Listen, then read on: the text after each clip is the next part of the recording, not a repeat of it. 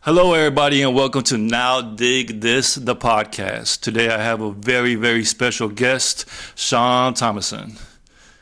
What's up, everybody? How you doing, my brother? Thank you, man. Cheers, my brother. We're drinking some all-American whiskey over here. Mine's looking a little less. I drank too much at the top end. Yeah, and then you just keep going, huh? Absolutely.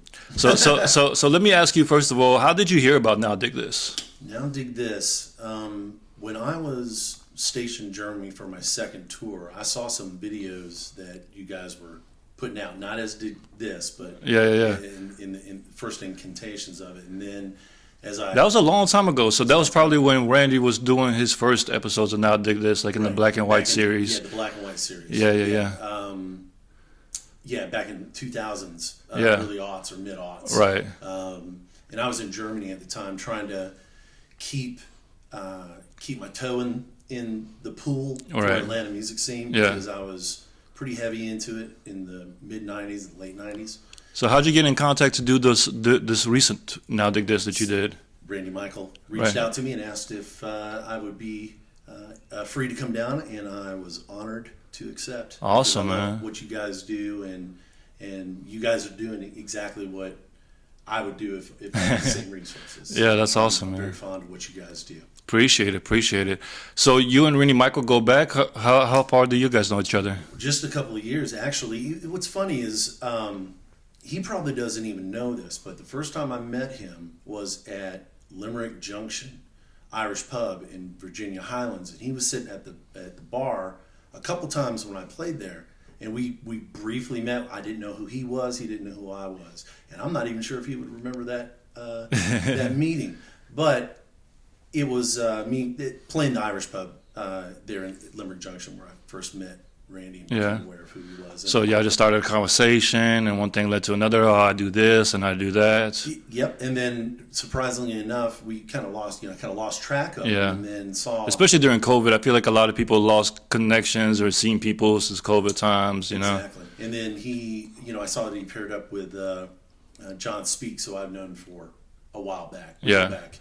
He's an OG. Yeah, the drummer. Yeah. And then I fell back in with Randy when Solid State Radio started coming out. We started going out and supporting his band because I loved his his retro vibe that he's got going on, his monster vibe with it. Man, it's great. I love it. Speaking of vibes, man, I just had the pleasure of listening to your album, which is called what is it? The soundtrack motion picture? The original motion picture soundtrack. The original motion picture soundtrack. So when I was like even pulling that up, I was like, oh, this is a soundtrack to a movie, but it kind of comes out to like that is the movie. The way that the album is portrayed, like how you put it together, it's like it feels like you're going through a movie. It's amazing that you said that because it's exactly what I was going for when I created, especially even the run of the record. It's meant to listen to all at the same time because all of my favorite movie soundtracks back in the 70s, and with that record, I kind of made the record look like a distressed old science fiction. Like it's been through some war damage. Exactly, like the Star Wars. Storybook soundtrack. I had that on double LP when I was a kid. I kind of thought like the way that the vinyl is like showed out, like the edges look worn out, but that's actually how the picture is. That's how I designed it. That's how you designed it. Graphics on it, and I wanted it to look like an old 70s, B-rated science fiction movie. Yeah, because it gives up those vibes, like those Quentin Tarantino, like you're in the movie, you're going through these actions and everything, Space Western. It's really what it is. Not many people understand this or know this, but I've got kind of a script loosely based on the record, and it's about time-traveling bounty hunters. Oh, man, that's cool. So in Sean Thomason, me, and in The Strong and South is actually the ship. Yeah. Is actually the ship that we fly around in and do our time-traveling through space and time and that kind of thing. So that's why it's got such a weird... you drift into some honky-tonk, you got the kind of 50s vibe or the early 60s, and then it goes into 70s urban cowboy romp, and then you've got the spaghetti western, we're going back to the old west. And then we've got some rockabilly stuff on there too, for the 50s. It really gives me a vibe of like real Americana, like 70s rock and roll music, like just hopping in the Winnebago and like traveling to the west, to the east, to the south, you know. So I feel like you really have a good collaboration of work on the album. And I'm kind of ashamed to say, like, this is my first time listening to it. When we did the Now Dig This, and you did The Devil Made Me Do It. No, I made the devil. I made the devil do it. I apologize. Yeah. Yeah. I made the devil do it. I was like, oh, he's a country artist. He's a country song artist. And when I heard the album, I was like, no, this is more like real Americana, you know? And what's interesting about that is I read your interview with Voyage ATL, and it just showed me how much you've did for this country as well. You know, can you elaborate? Okay, let's start from the beginning. Sure. All right. So you were born in Atlanta, Georgia. I was born in East Point. In East Point. Mm-hmm. East Point is a whole different place than what it was in the 70s. Well, in where I was born on an Army. It was an Army clinic. It wasn't really a hospital. They didn't birth babies there. Fort McPherson, which is now Tyler Perry's studio. It is. Yeah. And my grandfather was a retired lieutenant colonel. My mother was his dependent, so she was able to go there and basically for free have me. So you come from a military background, you know, with your father and everything. Were those times at home very strict? No, actually. Let me backtrack there. My parents were never married. Oh, okay. My father was in the Army. They met through, my mother and my father met through pen pal when he was in Vietnam. And when he came back home, they met up, and then I was born. Okay. And, for whatever reason, they decided not to get married, and I ended up living with my mother and growing up with my grandparents. And that was at the trailer park? It was actually their trailer that they put in this trailer park called Shadow Park. It was at the corner of Jimmy Carter and Beaufort Highway. Now, this is about 1974, 1975. Explain me life living in a trailer park. So from what I remember, and I was a young child, my first memories of life were in that trailer. Yeah. And I remember we would have trailer fires. Trailer fires? Yeah. Oh. Fires would just go up and smoke in the 70s. And it didn't take any time for those to burn down. Yeah. So how would the fire start? Like, you just try to heat up the trailer? I was a kid at the time, but it could have been from it was the 70s. People were probably running space heaters and falling asleep with their cigarette. Yes.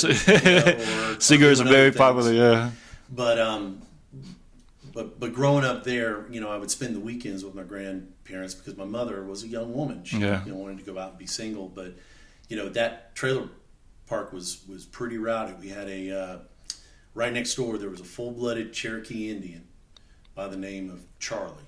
Mm-hmm. He was the projectionist at the 85 Starlight Drive-In off Jimmy Carter, heading almost to 85. I didn't even know there was a drive-in back then. It's not there anymore, but the bank that it sat next to is still there. So now it's a road. But I digress. But Charlie was the full-time projectionist at this, and him and my mother were friendly, and it was the 70s, she would let me go with him to that drive-in theater, and that's where I actually saw Young Frankenstein for the first time. That's the first movie I that sounds pretty cool. Sitting up in the projection booth with him. Yeah. But apparently he was seeing his buddy's old lady, and he came calling on Charlie one night, and they had a gunfight. Oh, man. In the trailer right next door. Dang. Bullets went through our trailer from the ricochets, and then there was bullets not going to stop. Trailer's not going to stop. Yeah, for sure. And there was one about 8 inches above my head. And Golly. When she woke up, and I slept in the back of the trailer, and it wasn't a couple of days later where she moved us out of there, and we started moving around to the apartments around the Atlanta area. Yeah. Like single mom life, like, you got to do whatever's best for you and her child. She made $90 a week working retail clothing store called Floxmore over at North Lake Mall. Yeah. Yeah. So, I mean, she got to do what she got to do during that time to just try to keep you safe and, keep you above ground. Yeah. So at this time, your father was never in the picture? Well, he was, they split on whatever terms they had, but they weren't together. And he went and started his own family, and he would pop in when he could find us. Yeah. My mother moved a lot. Yeah. And it was hard it was hard on me. I would have friends for, a couple of years, and Yeah. we'd uproot and meet. And back then, there was no social media. Yeah. You There's had no your cell phone. phones or nothing. Yeah, no cell phones. So, Yeah. I remember writing pen pal Yeah. letters, every once in a while. And maybe sometimes we'd get mail and sometimes we wouldn't. We were very poor. We didn't have Yeah. any money for The food stamps. stamp. Yeah. We didn't have money Postage stamps. to develop film Yeah. that she took over. There was probably 7 to 10 years of film on her little camera that she had Yeah. that she took of me as a child and growing up into maybe a young teenager. That those cartridges just went right into the drawer. Yeah. She would have the money to develop, and then when she finally got in a better position with her work, she would get those things and go and try and get them developed, and they weren't good. You couldn't see anything. Oh, yeah. So we lost 14 or 15 rolls of film like that. Yeah. So, anyway. Yeah. But it's always good to like reminisce of the past. Like, like even like the film days, and I feel like those hardships in people's lives make them into the person that they are, and I feel like a lot of what your music comes from, it comes from, your past, your journey through this life, So, when did you join the Army? Yeah, so I joined the Army. I'm going to show my age here, but I don't have a problem with that. I think I wear it as a badge of honor. You should, man. It's wisdom. Yes. And I went into the Army, United States Infantry, about 12 days before Iraq, or 12 days after Iraq invaded Kuwait.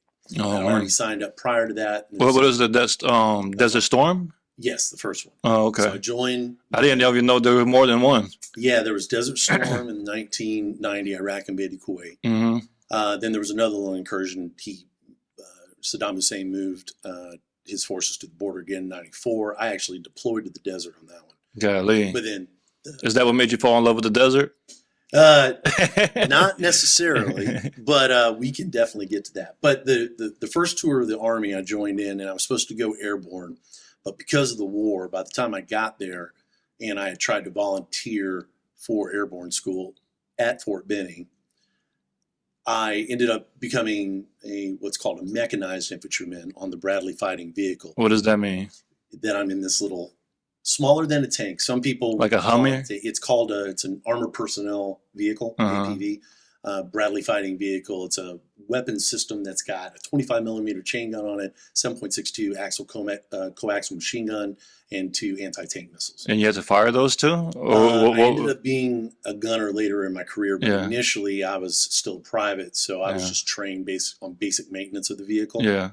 I was trained to be a dismount, which is the infantryman that rides at the back of the vehicle. Mm-hmm. I was also trained to be a driver, which I ended up being a driver when I went to my unit in Germany. So, wow, that is a crazy story. And I was claustrophobic. Then I'm more claustrophobic now, because of something that happened when we rolled a vehicle. Rolled the vehicle means you got in an accident and it rolled. The vehicle rolled upside down, and I was trapped in the turret for a little while. Dang. And from that experience, I developed even closer. Yeah, I don't like tight spaces either. I always try to break free. There was a time where I from between gigs, I had to get shuttled to a hotel, and they wanted to shove me in the back of a SUV with the rest of the band, and I was like, I will ride on the top of it, back of that SUV. Oh, quick story, right quick. So I met General Colin Powell in the 90s, and General Colin Powell was the general during Desert Storm. He was one of them, yes. Yes, he was one of them. And I remember this like it was yesterday, because I asked him, I was like, why do they call it Desert Storm? Because, I mean, it's in a desert. There isn't really a lot of rain or anything like that. And he explained to me it's because it was so many missiles being flown through the sky that it just looks like it just lit up the sky, like it's just like lightning is everywhere. You got a chance to ask him that question? Yeah, I did. Yeah, as a child, I might have been like 10, 11 years old, but I'm always like infatuated with history, so it was a cool moment for me to, ask him about the situation. And then from there, back then it wasn't even the internet. You had to like open up a book, and coming from the actual general's mouth, it was like a significant part where I was like, man, like people really went through things back then, man, Yeah. Yeah. So what's one of the craziest things that you witnessed during that time, like on the field as an infantryman? Well, let me make sure I'm clarifying. I never saw combat. Okay. The funny story was not funny for the folks that actually had to serve and whatnot. But the fact that it was only a 3-day ground offensive, and then Hmm. not many people remember that, it was very quick. It was a very long buildup. Hmm. And then the unit that I was in Germany was getting geared up to go to the desert. And then the ground war, we were in training when the ground war started.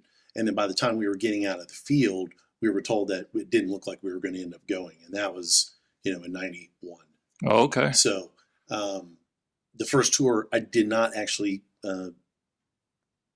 I wasn't even deployed really until the very end of my tour when I went to Saudi Arabia for a very quick stint when Saddam pulled troops back up to the. Now, as a young man going into like war and like going to all these different places and countries and everything like that, people speaking all kind of languages and everything. How does that like affect you as a person? How do you see the world through those eyes? As a 19-year-old kid from Georgia who hadn't really traveled very much Yeah. around the world, I'd been to California, I think, by the age of 18 or 19 when I went into the Army, and that was about it.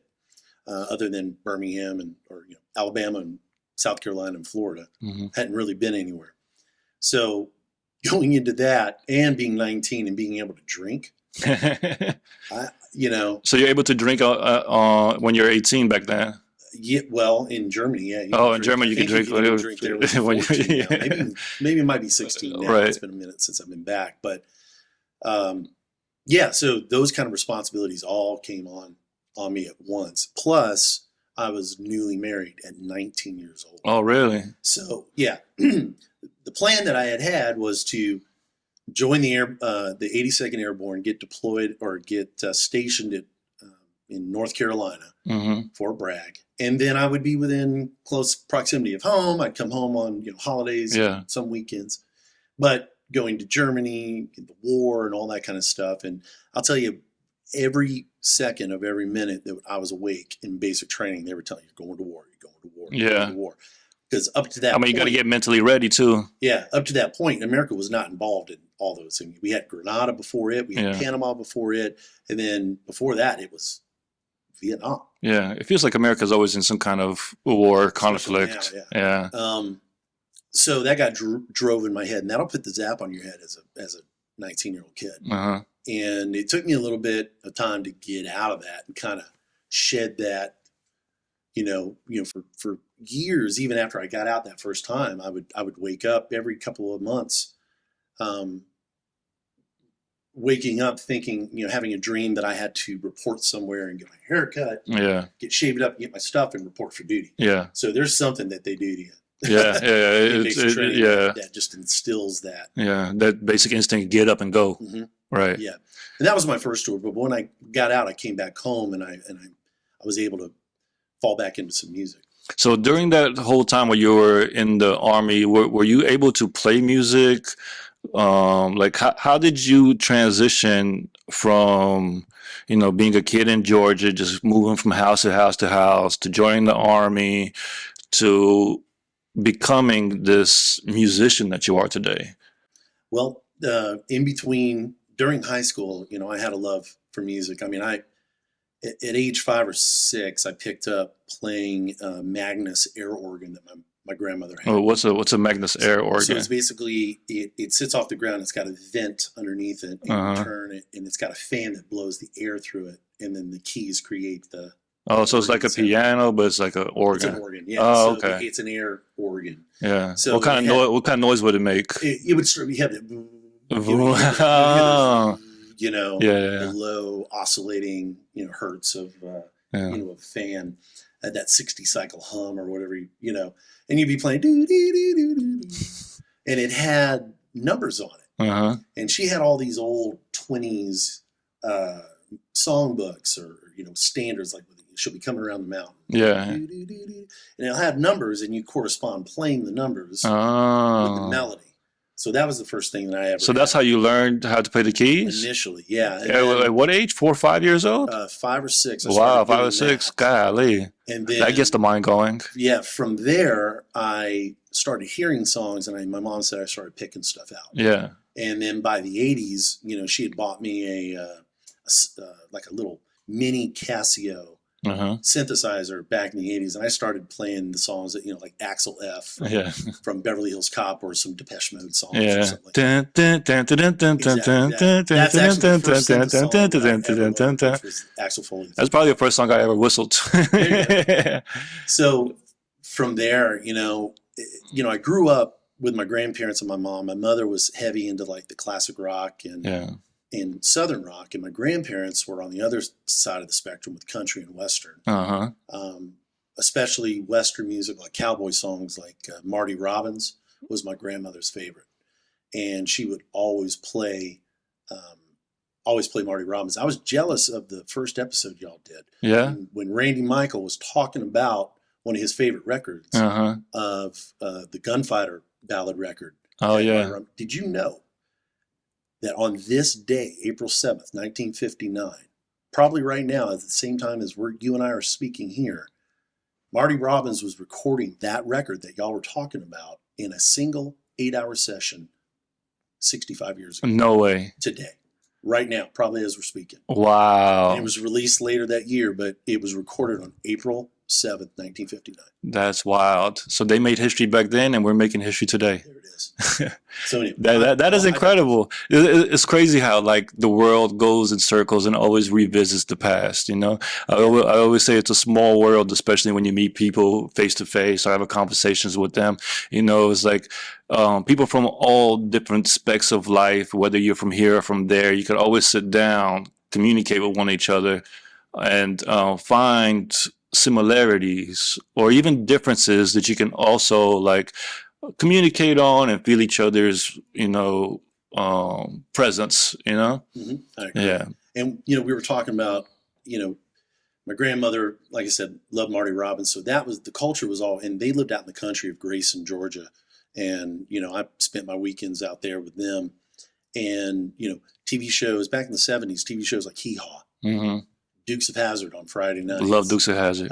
Smokey and the Bandit was out there. It was filmed in Loganville and Grayson, right out where they lived. As a matter of fact, the right outside my grandmother's house, which was my great-grandmother's house prior to that, there's a little pond. And in Smokey and the Bandit, there's a scene where Jerry Reed goes in after his Basset Hound Flash into the pond. That was filmed across the street from my grandparents' house. Wow. So I used to all of that is like embedded in you. Yeah. Well, Burt Reynolds, he was just the coolest back then. Yeah. And he lived in Loganville. So I remember riding my bike when I was staying at my grandmother's house in Grayson, and we would go find Bert's house, and he supposedly drove this big black SUV type vehicle back in the 70s. And whenever that was there, we knew it was probably a Bronco or something. Yeah. But it was way back off the street. Yeah. I remember driving by there and seeing him a couple times. No, that's pretty awesome, seeing man. the truck. No, I never saw him. That's pretty awesome. But moving from that, my grandparents had, late in their life, they had a son who, my uncle, who was about 6 or 7 years older than I was. So he was more of a big brother. Yeah. And being that age difference in the mid 80s, he found bands for me like Jason and the Scorchers, which are this kind of cowpunk band that's, kind of loosely based here in the Southeast, Nashville and Atlanta. Warner Hodges played with Driving and Crying most recently. And he gave me, he helped me find bands like that, Adam and the Ants, Dead Kennedys. So I kind of started getting pulled out of my, Western country roots. Yeah. Following his lead because he was the older brother, basically. Yeah.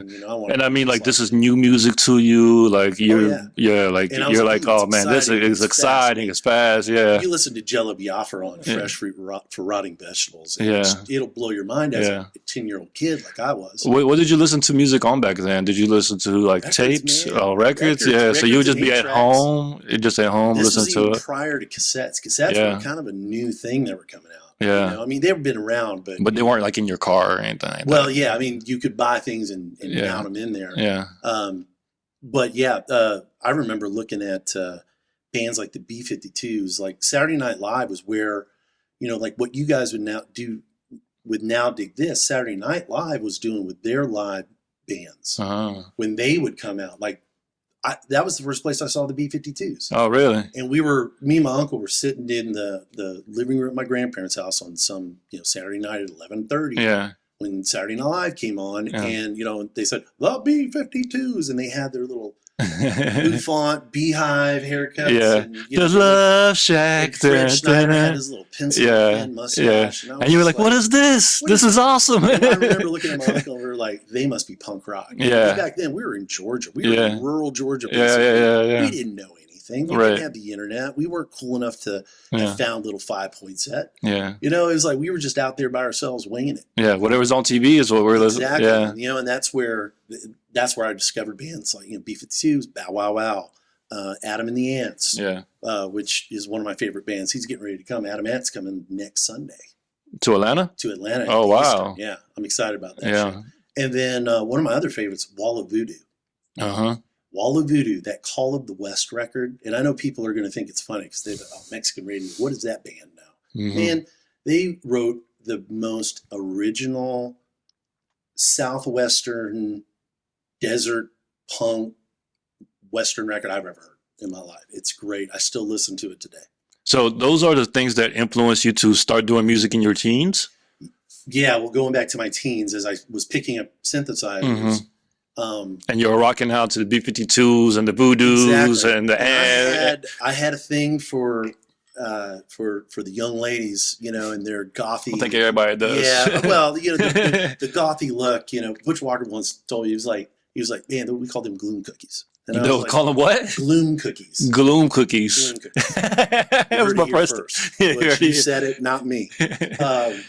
But so yeah, the gloom cookies, and I, Pretty in Pink was big back then, and I had a crush on a girl with Betty Page bangs. Yeah. Anyway, I digress. So I started learning new wave songs. Mm-hmm. Depeche Mode, The Cure, Yaz, Erasure, all those bands. I mean, even down to like Nitzareb were some of my favorite bands in the 80s.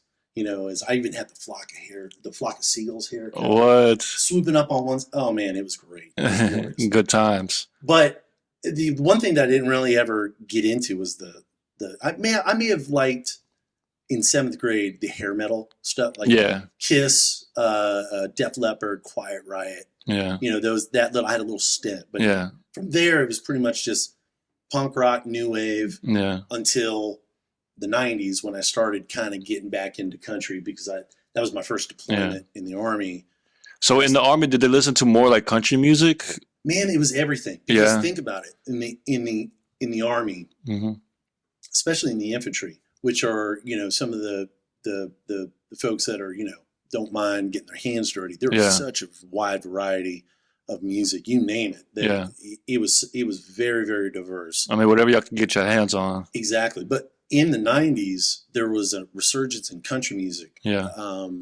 Like Garth Brooks. I know a lot of people don't like Garth Brooks that are in country because he's a little gregarious or for whatever other reason, but I love him. Yeah. I mean, people love Garth Brooks, man. Well, I was in Germany, a million of miles away from what I grew up in. Yeah. And then Garth was kind of coming out along with George Strait. George Strait had a great movie called, I forget, Pure Country. Mm. And, that and coupled with, Willie Nelson's 1980 Honeysuckle Rose, those movies, I kept those on rotation, especially with Smokey and the Bandit too, at that time frame, and fell in love with, the kind of crooner guys that were coming out in the early 90s, Alan Jackson and George Strait and Clint Black, those guys. That's awesome, man. So, yeah. So once you were deployed and you were in Germany, so you were just listening to music. You weren't creating music. Yeah, back in my first tour, was in the 90s, and I was just kind of still picking out stuff on keyboard. I was in an all synth band in the late 80s here in Atlanta called Subtle Hues, and ended up playing some of the clubs around. But in Germany, that first tour, I didn't get a chance to play a whole lot of music. It was the second tour that we can get into that I can tell you where it really started. All right, let's get into the second tour. So I got out that first tour, went into... How many years was the first tour? First tour was about 5 years. Golly, 5 years? 95. So you did your whole contract? So I did that first... Yeah, my contract was already ended, but because I was married, they extended a little bit to give you some benefits. Right. But you have to spend a little bit more time. Correct. So I get out, land here, and I'm still in the Army, and I find this band called Pay Dirt that I joined in the 90s. And we ended up being like a 311 Chili Pepper Jane's Addiction thing here in the alt rock scene of the 90s. That's awesome, man. And I went to school with LaJohn Witherspoon. He was a little younger than me, and he, was coming up with Crawl Space and Seven Dust. So now, he was the guy in Atlanta. So I came back, met up with him, and he told this nice little story in front of these folks, and they're like, "Who's this kid with the crew cut and clean? No, he's too clean to be in it." But I met up with these guys. We formed Pay Dirt, and we had a good run. Eventually, it didn't pan out, but we did get a chance to, kind of make our mark. We played Music Midtown Festival a couple times. We played the Atlantis Music Conference. Played, my favorite old school Atlanta venues like The Point. So what breaks up a band like that? Like, does it just family life type of stuff happen, or? Honestly, what happened is we started getting label interest, and when it didn't materialize, they started looking interior at what was wrong instead of just forging forward. Yeah. And I feel like if they would have just looked forward, if we would just all stayed together and looked forward, we would have been okay in about a year or two. Yeah. Things would have caught up for us. Yeah.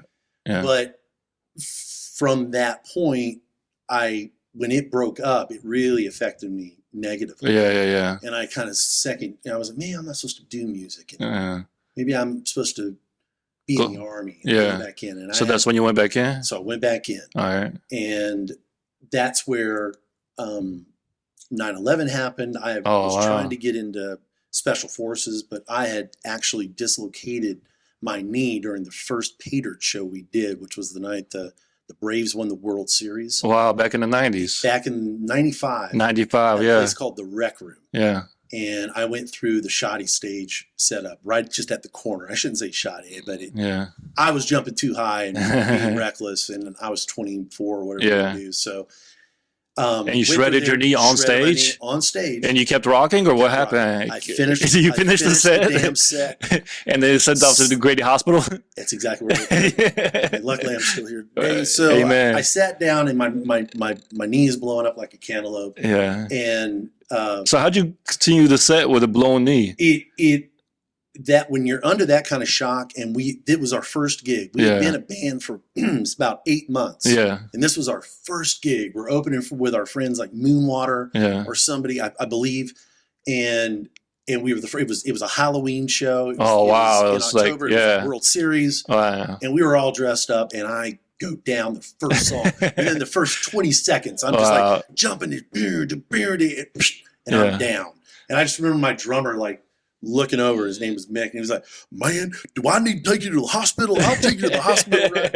And I was like, "Get out of my head! Let me finish the show." And there's a picture I've got of it somewhere where I'm just like making this grimacing face. Yeah, the pain. The pain was. It's talking about it. Even though I've had a full joint replacement since that time, it still has this phantom.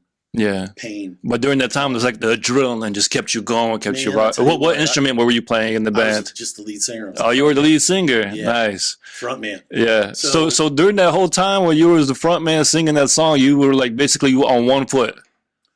No, I sat immediately down on the. Oh, you sat down. Well, here's the thing. And did the rest of the show was sitting down? Yeah.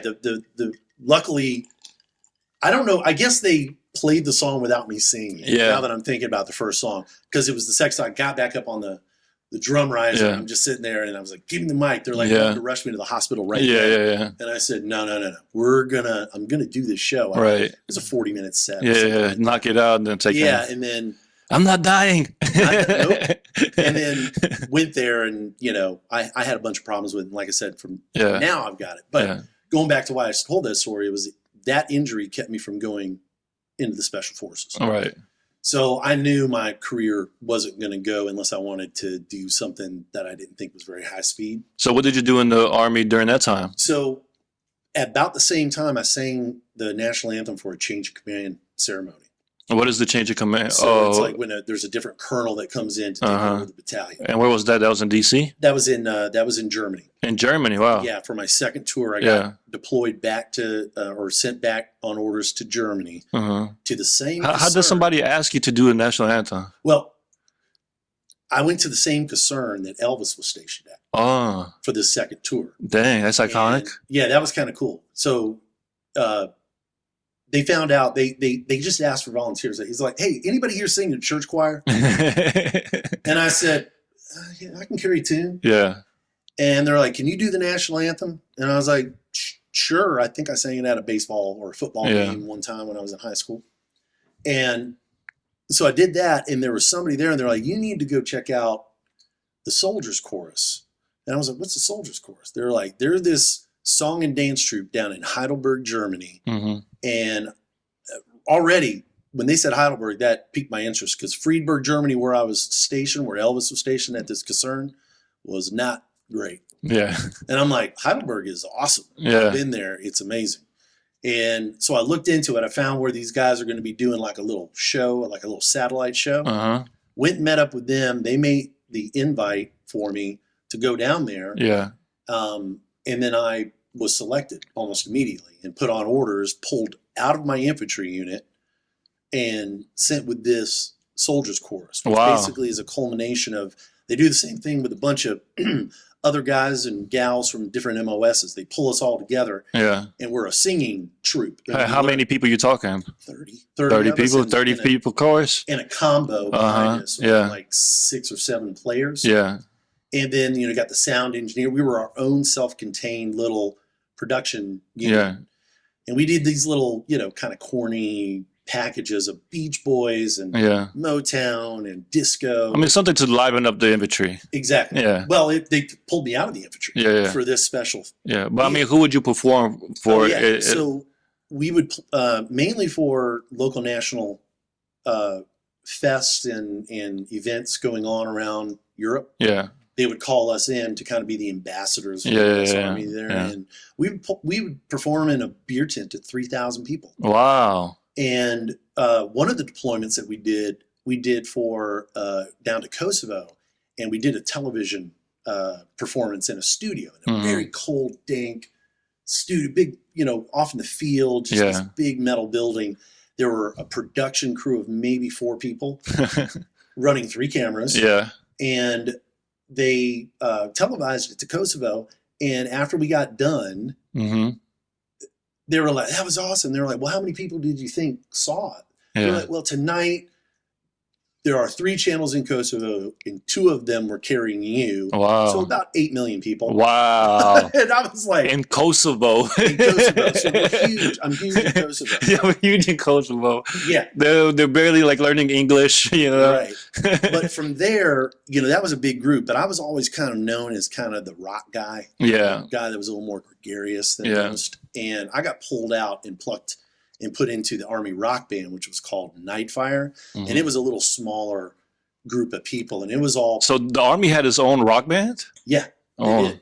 And that group had a way more consistent touring schedule. Oh, like, yeah, we were on the road 5 days a week. And how many people were in this band? There were 8 or 9 of us in the group. There was me, there was a female singer, there was the combo, and then the production guy. And you're the head singer. I was the main male singer. Male singer. And all of these players are guys with triple master's degrees in all different types of instrumentation. And they told me, they were like, you need to start learning guitar. Yeah. And just to strum it along with some of the songs, you know, and for the look. And they go, also, you're a pretty good singer. You'd probably be, you know, a pretty good singer-songwriter if you were really.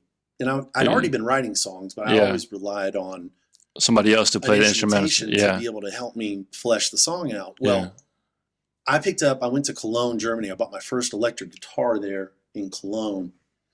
And I started fooling around with it, just learning C, G, and D. And then I realized those 3 chords, you know about 80% of the songs that are out there. Dang. And got an acoustic when I was asked to host an open mic night at a local Irish pub. In Germany? In Mannheim, Germany, yeah. And the proprietor there wanted. You're like, yeah, I can do it. Let me. Yeah, he was like, hey, he goes, you play guitar, don't you? I was like, well, I'm starting. And he's like, well, hey, why don't you bring your guitar and let some people play it and sing, and you sing a couple. And I did that, and I went and bought an acoustic guitar and let people play it and stuff. And it got me to the point where I was doing my own shows. They were inviting me out. So you got good at playing the guitar. I feel like I don't know if I'll ever consider myself a guitarist. Oh, really? I don't know if I ever will. Well, I seen you play the guitar. I consider you a guitarist, but maybe because I don't know how to play the guitar. and there's a good argument to be made that I don't either. But I picked up playing, and I started playing these Irish tunes there. Yeah. I played what I called contemporary pub pop, which is like Oasis, Coldplay, Yeah. Chili Peppers, Pearl Jam, for whatever people love. Yeah. And so you were doing covers during these times. I was doing covers there. And then in that time frame, I met up with a German girl who lived in Berlin, and I started spending time in between Berlin, and then I started writing my own songs. And then when I got out of the Army, I spent some time with her and wrote basically what would become my first record that I released out in the mid-aughts here in Atlanta, called No One Gets to Stay the Night. And it was funny because during the production of that record, I was trying to be rock. Remember we talked about before we sat down. Well, Sean, we're going to continue in 1 second right after these messages. You're watching Now Dig This, the podcast, so we'll be right back.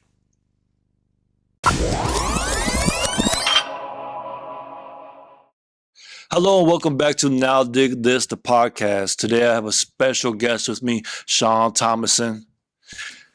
So this is part 2 of the talk of the podcast, and the last part we left off was, so you're going on to your second tour on duty as an American duty should be. And during this time, you joined the Army Rock and Roll Band. I did. Yeah. So I was the lead singer of the Army rock band in Europe. It was called Nightfire. Oh, cool. And from there, during that time while I was there, I came home real quick back to Atlanta and did a reunion show with my band Pay Dirt. Mm-hmm. And actually the band Injected opened for us. And Jade Lemons was a friend of mine. And after watching him play that show, I said, man, God, I wish I could play guitar like you. Is that when you picked up the guitar? That's when I did. And I was full 30 or 31 years old. Wow. And from what Jade said, he goes, man, I've only been playing 7 years. He goes, how much more time do you have over in Europe? And I said, 3 years. He goes, 3 years. You'll be fine. You'll be good to go. Isn't that such an incredible journey? Where it's like, when we talked on the first half of how your first instruments were orchid synthesizers, just playing, and then your grandma got you a Casio, or was it your mom? My mother gave me a Casio. So your mom gave you a Casio, you started playing. So that's when you started learning the rhythm of music, and you wanted to become a music thing. And then 30 years go by, you go into 2 tours of duty. You've been going through these things of life and relationships and music, and then all of a sudden somebody gives you the advice of a gift, right? So you pick up the guitar, take me through that journey. From talking to Jade that night in Atlanta in the middle of the summer some night, I came back home, went on a trip to Cologne, Germany, bought my first guitar, an Epiphone Les Paul. A what? An Epiphone Les Paul. What is that? Like what Jimmy Page plays, but he played the Gibson version. I played the Epiphone version of it because I didn't have that. I was a specialist in the Army. I didn't have a lot of money. Right. I could buy that. It worked. And from there, I just started learning G, C, and D, and I realized that all the songs, like 80% of the songs that you could learn. G, C, and D. So I was off to the races. All right. And you've been around that type of world your whole life too. Exactly. I'm playing with guys that are veterans at this point. Master degrees in whatever instrument they have to play. And I did a stint in middle school and high school playing saxophone. So I had a little bit of basic music knowledge. All right, Not that I can read music. yeah, for sure, for sure. I mean, I can read I mean, look, saxophone music, musicians really have a gift of they could pick up instruments and play the instrument but without it. it's man. My friend, you know him too, Randy Michael's the same way. He never had any kind of formal training, but this guy is just his ears work as his fingers, you Yeah. know.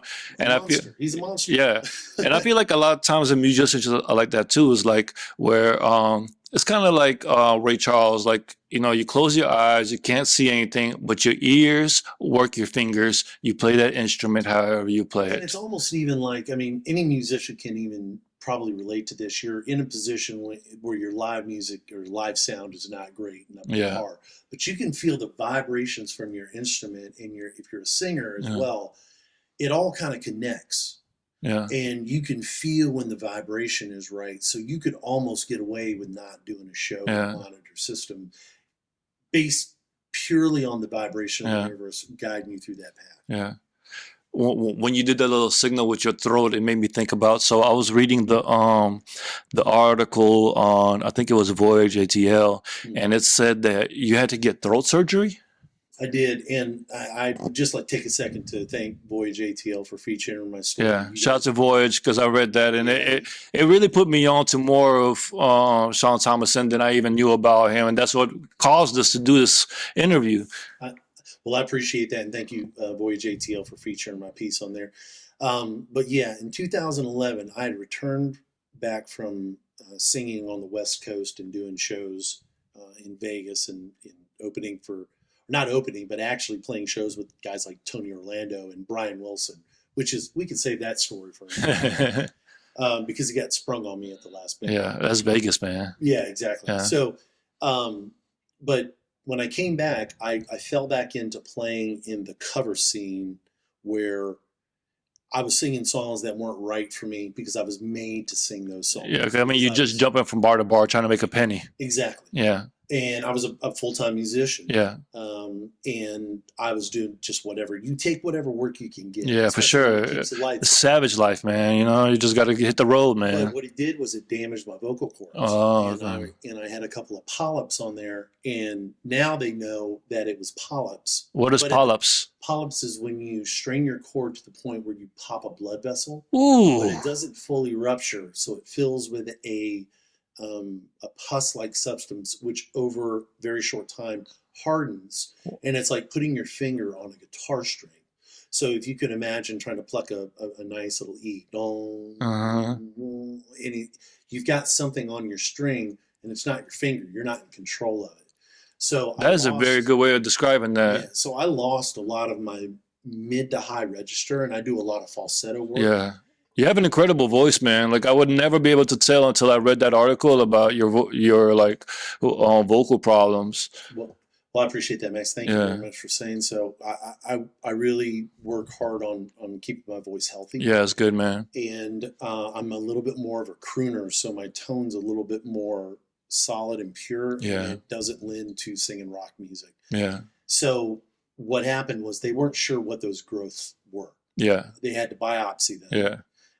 So there was And that's a whole process too, right? Like you got to have like see this doctor, see that doctor, exactly. until you find a specialist, right? Right. And then the actual physical act of taking the polyp off, I had pretty severe one. So I could not speak for 3 months. Wow. So I had to go around with a little Notepad, race board. a race board with Yeah. a little racy marker. And people thought that I was deaf too. And I was like, no, I can hear you. I just can't talk to you. But here's something that you don't even understand on that point. It's not so much the talking, because I'm a little bit of an introvert. Yeah, I mean, I know I can be extroverted, but being an introvert, I'm okay with that. I'm all right with my own company. I just, play Yeah. some video games, watch some movies, sip a little Yeah. bourbon, and, for yourself. we're fine. Yeah, but you're still an entertainer. Exactly. Yeah. So, but during those times, Yeah. having to write it, Yeah. you can't even cough. You Yeah. can't sneeze. Ooh. So when you have a sneeze coming on, they teach you a little thing where you like hold your nose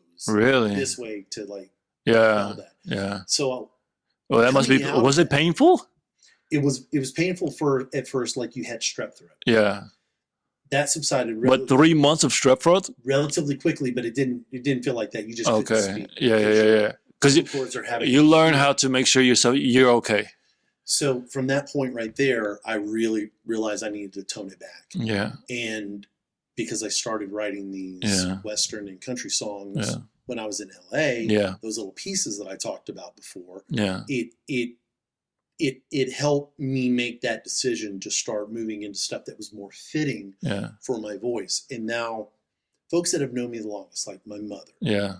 she hears what I'm doing now, Right. and she just goes, "This is what you're supposed to have Right doing on. I feel the same the way. entire time." Yeah, I feel the Like, same way. if you would have been started at 20 Yeah. with these No. country tendencies, you would be who knows what. Man, look, life is a journey all through how it goes. You know what I'm saying? There is a reason in the season, the way that we all live our lives. Like, I went through personal difficulties throughout my life as well, but I feel like they folded me and molded me into the man I am today. Mm-hmm. And I feel like the same things that you went through with going through the army, with raised in a trailer park, with gunshots through Indian and some American right next door to you, it molds you into the person that you are, and even in the midst of your career, what I'm saying, you losing your only instrument, your throat, I wrote about that Yeah. in original motion picture soundtrack. That first track on it, Yeah. Stories Untold. Let me listen to it. Yeah. All right. So Stories Untold is the #1 track. First one that launches, kind of it introduces. All right, I'm going to play a snippet of me it. to the world. I'm going to play a snippet of it.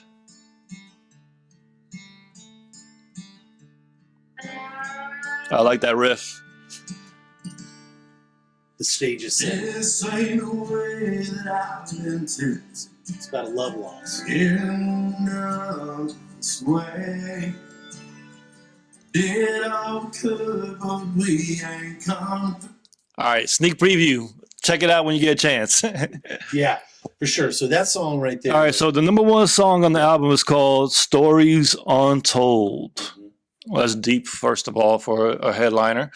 So explain that to us. It's my introduction into this new path that I have discovered with the lovely help of my partner, Christy Lynn. She has been as instrumental in my path Right on. that I'm currently on Right on. than anything that I've ever experienced as a man looking for answers. Right on, man. Right on. And she has set me on such a path and has allowed me to believe in myself. Yeah. And that is what this song starts out. It's about, hey, I'm going to tell you my story. It's untold. I'm nobody to you. Yeah. But there are a lot listen of to nobodies this out there that have the same Yeah. story. Yeah. And there isn't a whole lot of fanfare for guys like us. Yeah. And I just felt that everything that I've been through has brought me to this point, and it needed to be documented, and that is why I wrote this. All right. So that brings us to our second song. The second song is called Don't Fall in Love. Don't fall in love. All right. Let me play a snippet, and then we talk about it.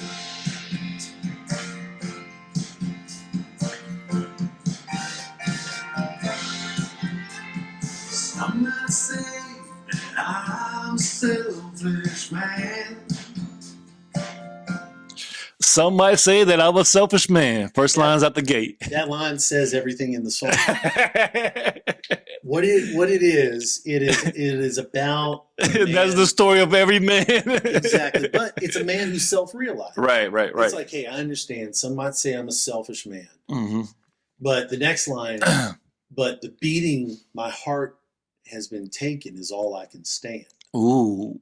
So it's like it's a man who's been abused by partners before in his life, and he's trying to be a good man. Yeah. And he lets his goodness allow for abuse. Yeah. Yeah. So I think every man that's been falling in love and been broken apart kind of feels that too. some You know what I'm can. saying? Some All right, are probably All right. So we're going through on this journey. Yeah. All right. So the next song is called Sunflower. Oh yes. All right. So we're going through #1 with Stories Untold. #2 is Don't Fall in Love. But And it's then cynical. That I just got to say one thing. Don't Yeah. fall in love. Yeah. It is about a guy who thinks he's fully capable of being by himself, Yeah. But you can't help falling in the love. video idea I've had is a guy that's going through and he's like trying to be all macho. Yeah, yeah, But at every turn, he's falling in love with every Yeah. beautiful, Yeah. every, beautiful woman that he sees on the street. right on. You know, I could see you going through that. I could That's see what that I'm you saying. kind of been through that. it's a tongue-in-cheek Yeah. kind of song. All right, so number 3, Yes, Sunflower. Sunflower. I like the melody. That's a little intro. Yeah. We got Ethan Fogus Yeah. on that beautiful pedal.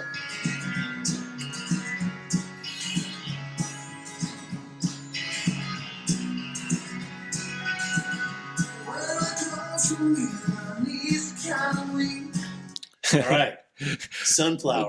Say that first line for me. So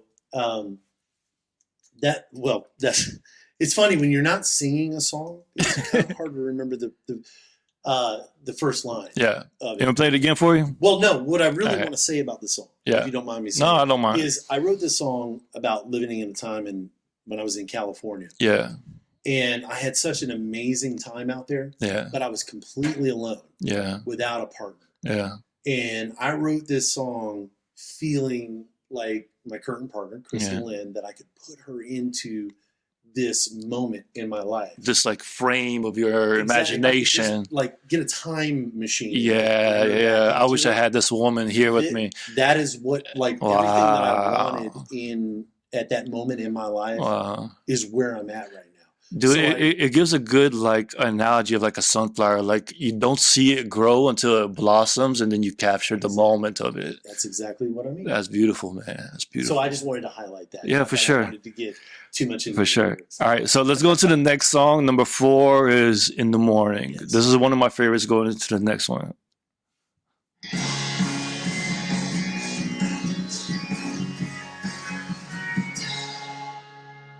Toss and turning all night long, clawing at your mind. I'm gonna stop it right there because I just like to give you a little business examples. You know what I'm saying? You got to eat the meal by yourself. Absolutely. Yeah. This song it kind of starts with an insomnia reference, Yeah. Been Been up all night. Can't sleep, demons Yeah. clawing at your mind. It's about someone who might let their imaginations run wild with them, Right. being involved with a creative type. Yeah. I've dealt with jealousy in past relationships. Yeah. So this song is kind of my hate jealousy.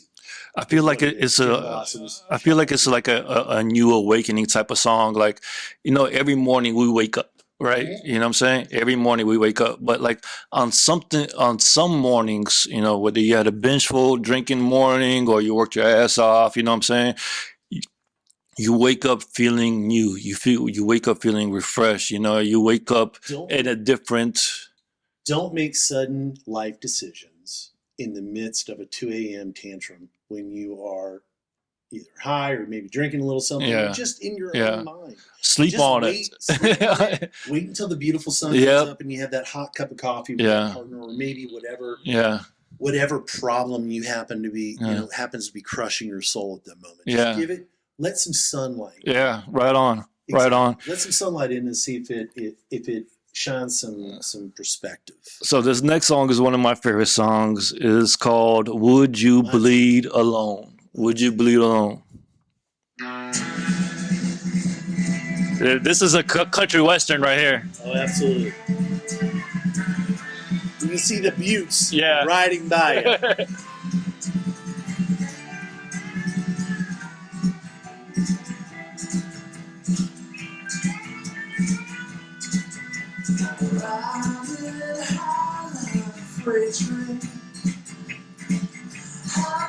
Love that song. Yeah.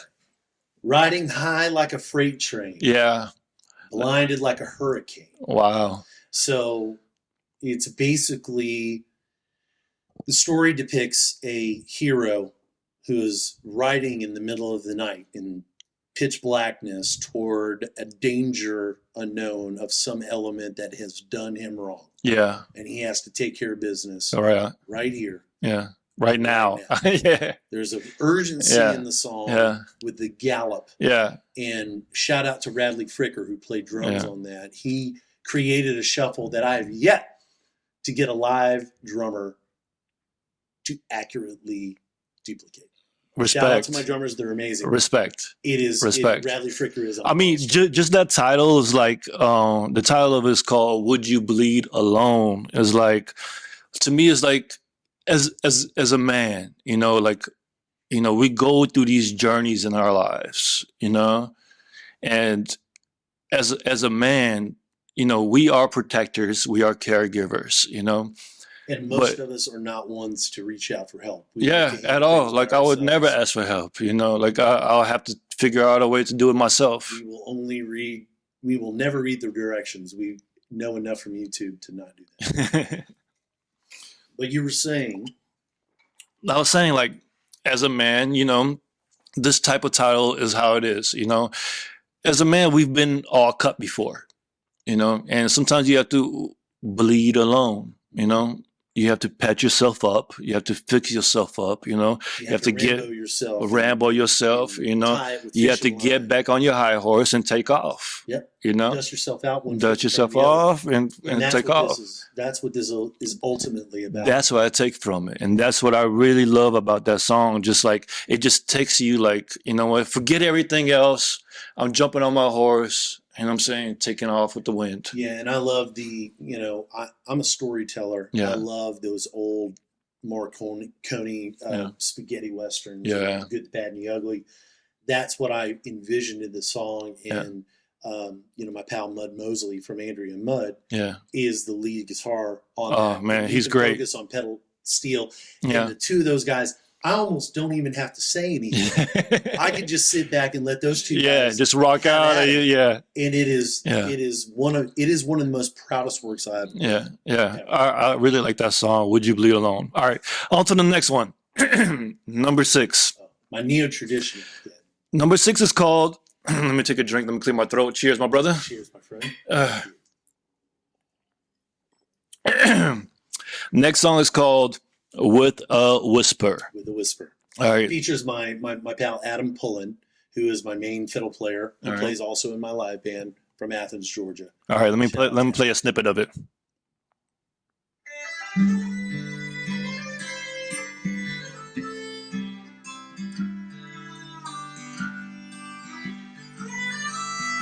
I've always envisioned a farmhouse in the middle of an apocalyptic wasteland. Everything's fine on the farm, but it's all Yeah. messy outside. Yeah. It's like that one movie with Brad Pitt and his three brothers, where it's just like, Legends of the Fall. yeah, Legends of the Fog. Whisper, Yeah. sails my soul, whiskey and beer. Sell my soul for whiskey and beer. What honky-tonk singer can't say that he's ever had a problem with that? Right on. So, Uh, and so many lights and so many nights Yeah. I've spent alone right here. yeah. So it's talking about a guy who's out there singing his heart out for barely any money, singing for Yeah. a supper, and the very last, you can't cast a stone in a whisper. Yeah. It's just a play on words of you can't, ye who be, the casting the stone reference Yeah. in the Bible, don't judge people Yeah. is what I mean by that. Yeah. And, you can't, everyone's going through the same thing, like what you were saying about the last song. So, the last line of it is, pour me home, my dear. I'm pouring my sorrows into a glass and I'm Yeah. drinking them, and I'll wake up in the morning and I'll I think put another that foot in front of the other. I think the name, the whole title of it, like With a Whisper, is just like you listen to life and how it goes. Like let's say somebody's talking to you, right? And then you hear them on your left shoulder, but there's a whisper on your right. Have you ever had that idea of the devil, Yeah, the angel on your shoulder? yeah, You all the understand time. that Yeah, reference, right? yeah. I made a funny meme a couple of years ago, and I stand by it today, that I think my devil is Leon Black from Curb Your Enthusiasm, which I forget the That's a actor's good one name. though. And then Sam Elliott is the angel Oh, Sam Elliott. because he's who I call the old man. Oh man. Like when I'm in certain states of inebriation. Yeah, you want to listen to this one. Yeah, and Yeah. well, I feel that Yeah. character of Sam Elliott, who he is in my mind, Yeah. he may be something different to you, Yeah. but that Sam Elliott character on my shoulder, trying to guide me through. Yeah. But then having the Leon Black character, man, miss F that stuff. You know what I'm saying? Like do Right on. things your way and I listen to him. Wow. Right. But anyway, Yeah. I digress. I love that analogy. I put that out in a meme and some people picked up on it. I thought it was pretty funny. I think it's an amazing analogy. My name is M.A.D Max. You're watching Now Dig This podcast. We're going to take a short break, and then we're going to go through the rest of Sean Thomason and the Strong Wind South motion picture soundtrack album. All right. So we only have 4 more songs to go, but it's a great pieces. You definitely want to listen to it, and we'll be right back. Peace.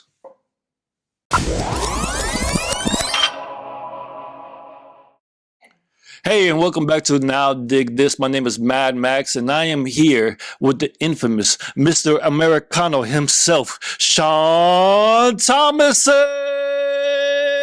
Oh, yeah.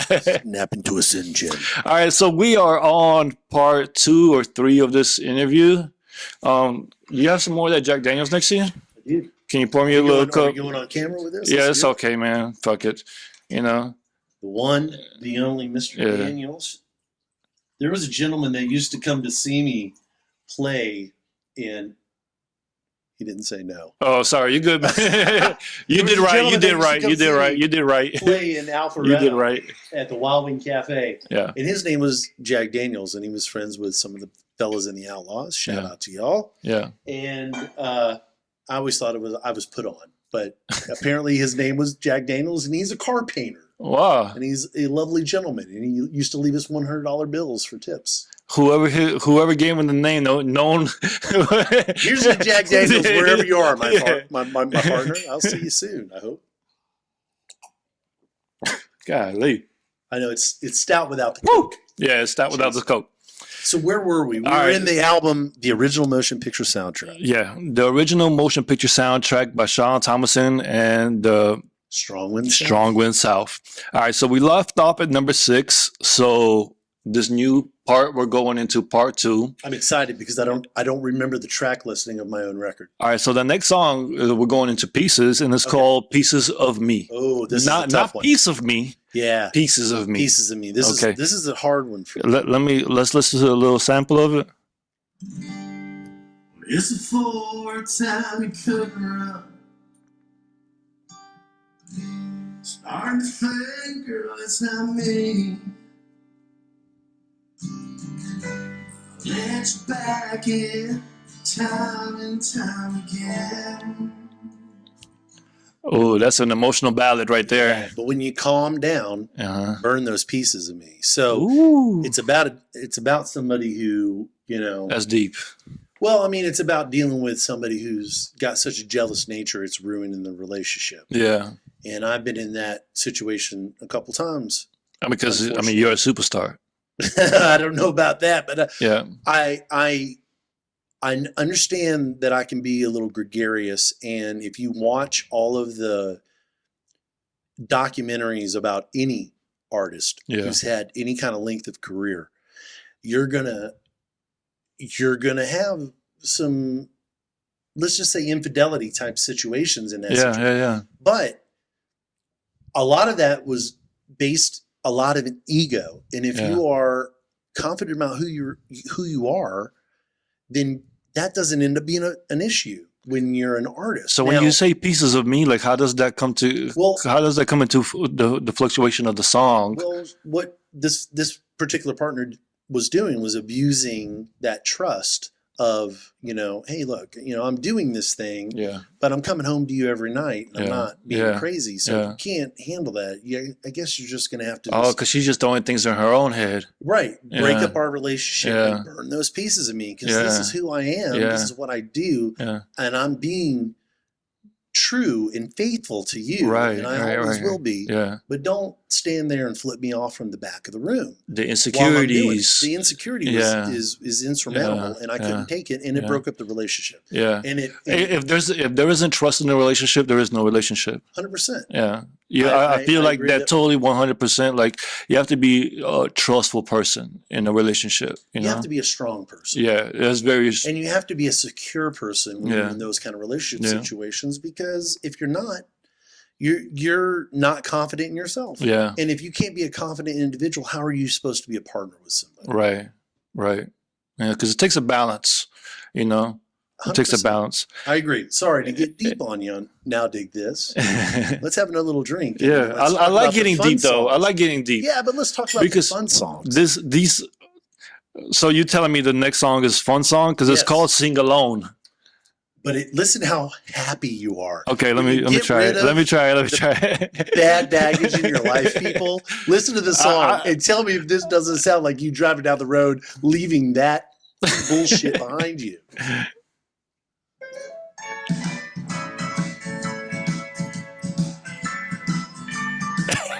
I can See see what what you're I'm talking saying? about. Yeah, you're like, See you, bad times. We are having fun. Now listen, I get up, but always on the wrong side of the wrong side the bed, and it all comes crashing back. And how is said goodbye? How many times have we had that happen? Right. Holding you. I never had to worry about anything Right. Yeah. because you always had a way to make me feel like a goddamn king, Woo. right? Yeah.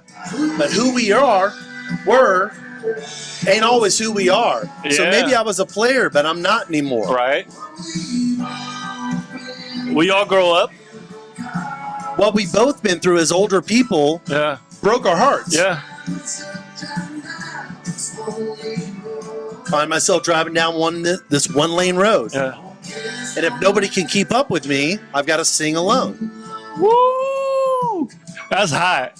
And that can be from a male perspective or a female perspective. I think that's my new favorite song now. Man, if you have somebody that's I like pulling number you back, 5, man, but now like number 8, Sing Alone, like that's my jam. I like that it's a about lot. finding Yeah. like the strength in yourself to like power through these really difficult times with somebody Yeah. that you really care about. But Yeah. if they're not able to come with you, Yeah. you gotta go and You gotta sing alone. man. You still gotta be You gotta happy travel alone. your You- own path. Yeah, you got to be on your own journey. But- So sometimes people don't click together. You know what I'm saying? Sometimes they don't. You know, and sometimes like it's hard to maneuver things and keep things going as well. You know. Yeah. What All else you right. got? So next song, I Made the Devil Do It. It was featured on Now Dig This. You know. I think almost everything has been said about that song. Yeah. The thing that I definitely want to say is that song came up with hanging out in Nashville on Broadway at Layla's Yeah. with my pal Hot Rod Walt from Yeah. the Psycho DeVilles. Oh. I met up with him and his wife, and we hadn't met before, but I've been a fan of his for Yeah. a couple of years. And hanging out with him, he looked so slick in Nashville that I was like, man, if the devil were to ever look like somebody, Yeah. they would look like Walt. Not All right. that he looks evil, but Yeah, he yeah, just yeah. looks slick and he looks polished Charming. and he's charming Very and he's all the charming. great Yeah. things. He's a gentleman. Exactly. Yeah.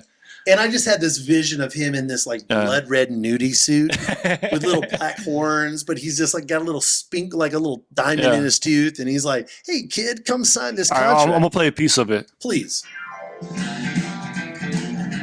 I can see him doing that. Exactly. Yeah, I can see him doing that.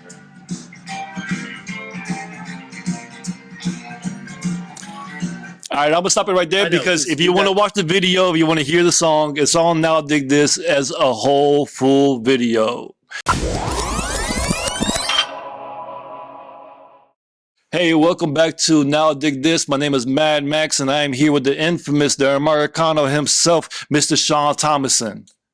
We are going through his whole album on this part of the podcast. We're probably like 3 hours in at this point. At least. Been drinking a good amount, you know, We're having a good time. yeah, we folks. are. I hope you're having a good Sunday as well. Mhm. And we're conversating about the album, which is an incredible album. Yeah, let me just say one thing. I know No problem, that you've got man. your thing. I just want to say that Now Dig This is doing such great things that I am humbled to be asked to be a part of this, and I love everything that they do, and bringing all of these different emerging artists out to the forefront. Thank you. My hat's off to you guys. Thank you, man. Thank you, bro. For Thank you. providing this platform. Thank you. So thank you. I just had to say that. Thank you, man. Thank you. I respect that. It's not Now easy. on to the last song. Yeah. All right. So I'm going to get you to introduce this last song. I'm going to get you to bring in this whole album together of how you think you want to, out of your own head, you know what I'm saying? Out of your own compilation. I mean, we went through all the songs. It's 10 songs. We're going on number 10, but you know what I'm saying? We went through a lot of them and we were just talking about them. I mean, I heard this album 3 times in one day today, you know, and I would keep playing it because it's such a great album, you know? Thank you, Max. I appreciate But I want you to put it as in a summary before we go into the next song. Sure. So this record is about a love gained and a love lost, and being in a position where you try so hard to make things work and it doesn't, and it makes you question your self-worth as a human being. So you try to find that strength to carry on, and along the way you find certain elements that encourage your journey that the universe has presented in front of you, and it leaves at a point of optimism that anybody can follow, that can really take control of their own abilities and their talents and be able to launch into a new path that is uncharted, that is undiscovered, and will ultimately result in happiness or sadness, but you are ultimately, You control your own you destiny. have control of your own destiny. Yeah. And that is Yeah. what this record is about. Yeah. I'm proud to have done it. I think it is a part of my life that needs to be told, and then it needs to move away and allow me to move into some new stuff. And I'm very excited to present some new music. I am honored today because this was my first time listening to the album, and generally speaking, I thought you were just a country singer album. I didn't know you had a whole musical career behind you. I swear to God, I thought you were a truck driver. You know what I'm saying? Sure. But you are. Which I have been. Yeah, before. but I believe you. We all have tasks. I have been a truck driver too. But I believe that, you know what I'm saying, like, I mean, whatever we got to do to make money, that's, you know what I'm saying, what we got to do to survive, you know what I'm saying? But you Shout out to my cover peeps. Yeah, but you as a musician, as a journey rider, you know what I'm saying? Like, I feel like men like you could make it through anything in the world, you know, because you have that, I wouldn't say it's tunnel vision nowadays. You have a broader aspect of life, how it should be, and your music says and proves it. Because every one of these songs, I feel like everybody could relate to, you know? And with that being said, let's play number 10. One of my favorites, Right. Nothing Without You. It is dedicated fully to my partner, Christy Lynn.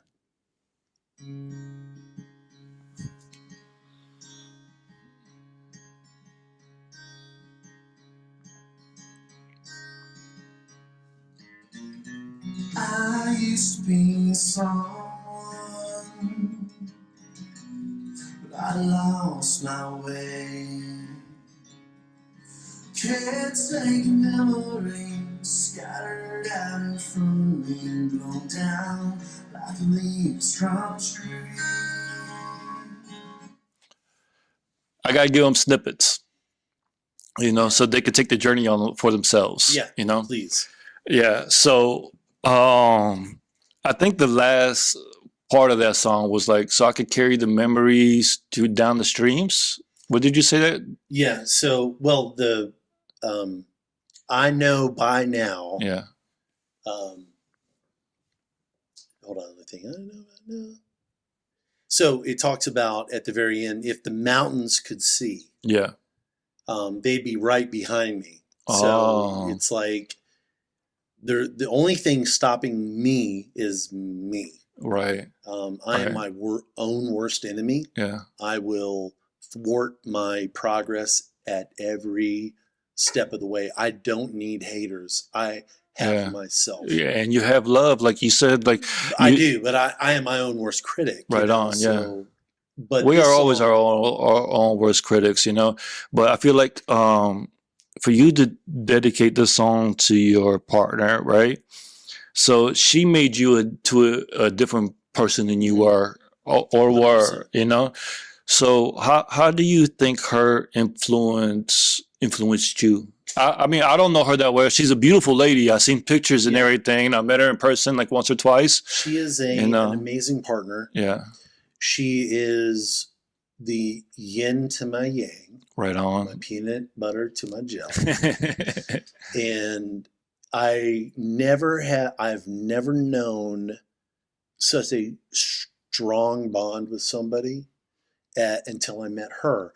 And she met me at a very similar point of her life, where she was getting out of a relationship, a marriage that was not particularly nice to her. Yeah.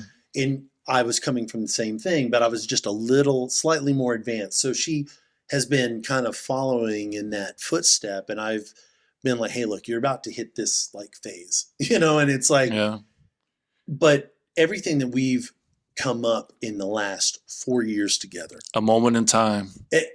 It started with her.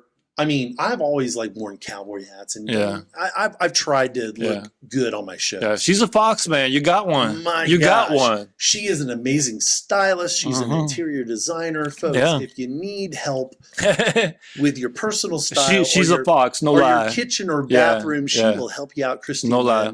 Anyway, no lie.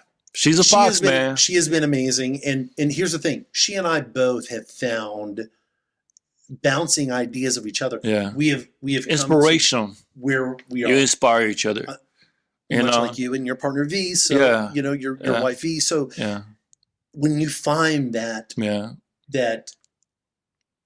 cohesiveness with somebody, that the ups and downs, before, it makes all the difference, and it takes all the other bullshit off the table and allows you to focus on you being who you are as a partner, and then your craft. Yeah. And when you have somebody that can support all of that together, then you found That's incredible.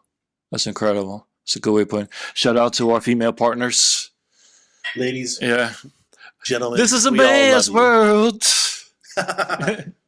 Wait till you get a chance to hear some of my Ray Price stuff that I'm about to release. And Marty Robbins, by the way.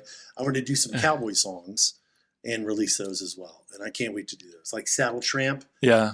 From you. I was very jealous. I really can't wait to hear some more, man. Well, I'm just saying, I'm very jealous of the conversation y'all had on episode 1. I think we covered that stuff that got cut out. But I will say that the Gunfighter Ballads, Randy Michael, you're absolutely right.